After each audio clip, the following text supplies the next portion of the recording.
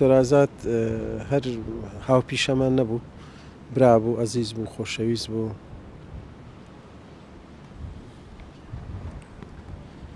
دکتۆر خالید زانم ئازارەکەتان گەورەیە، بەڵام چی وای کرد کە دکتۆر ئازاد بەم شێوازە بەبێ ئەوی شوێک لە بیر بکەم هەموو شوێک لایاتە و بابەتی لەسەر دەنووسی لاوەندنەوەی لەسەر دەنووسی. ناوەکو باسم کردین دکتۆر ئازاد کەسێکی سادە نەبوو. وتەیەک هەیە دەرێ مەوت العالمی مەوت العالمی. دکتۆر ئازاد لە بوارەکە خۆی عالەم بوو، یعنی جیهانێک بوو.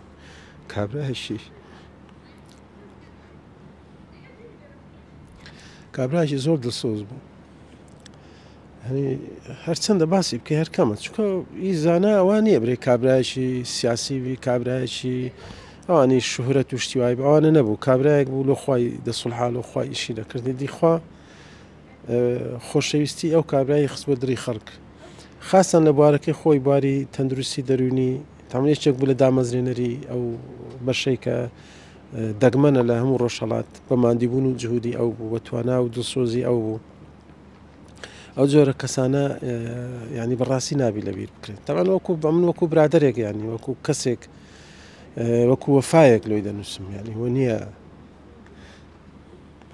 هەشتا تەنا وەفایە. باشە دکتۆر جان، ئەو دەستکەوت و ئەو شتانەی کە بۆنە دکتۆر ئازاد دوای خۆی جێهێشتووە بۆ ئەم زانکۆی ئەوەوە شانازی پێوە دەکەن چینە؟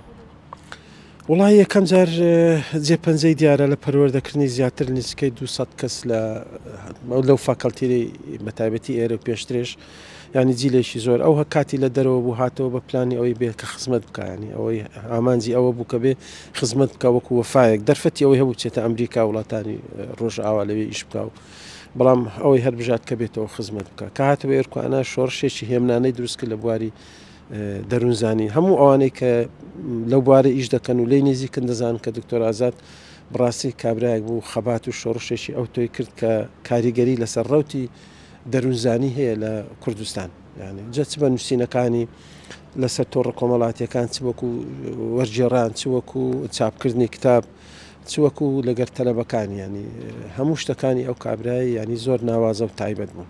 دکتۆر جان جەنابەت 142 دکتۆر ئازاد جێهێشتووی، وهروەها 141 لاوانەوە بابەت لەسەر نووسیوە کە ئێستا قسەمان بۆ دەکەی بە چاوی پرفرمێسکە قسەمان بۆ دەکەی کە ئەم بابەتان دەنووسی هەر بەم شێوازەیە دڵت پڕە بۆ دکتۆر ئازاد و شتی بۆ دەنووسی؟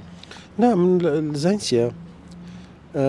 ئەو یەکەم جار ئیشاڵە پلەی شەهیدی هەیە، چونکە بە نەخۆش بە جەڵتە وەفاتی کرد.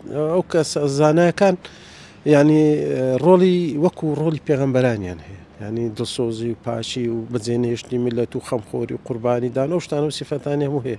ئەمن قەت وەکو یەکێکی مردوو قسەی لەگەڵ ناکەم، ینی وەکو هەستەکەم وەکو بەرامبەر قسەی لەگە دەکەم، ینی گفتوگۆ و دەمەتەقەی لەگە دەکەم. بەو شێوەیە قەت قسەی لەگە ناکەم کە دکتۆر ئازاد کۆچی کردبێت، چونکە ئەو زیندووە بە بیر و بۆچوونەکانی، بە هەڵوێستەکانی، بە زانینەکانی، بە دڵسۆزیەکەی لێ هەمیشە هەر لە ناومانە. یعنی من بەو قەت بەو چاوی تەمەشای ناکەم کە دکتۆر ئازاد کۆچی کردبی. تەمان کۆچکردنەکەیوی ئەوە بژاردی خوای ئینسان پێی ڕازی الحەمدولله، کەسێکە ڕوو لە خوا بوو، دڵسۆزی میلەتەکەی بوو، هەموو کەسێک لەسەرەوەی کۆک بوو، دیندار و بێدین لەسەوەی کۆبن کە ئەو کابرای دڵسۆزی میلەتەکەی بوو.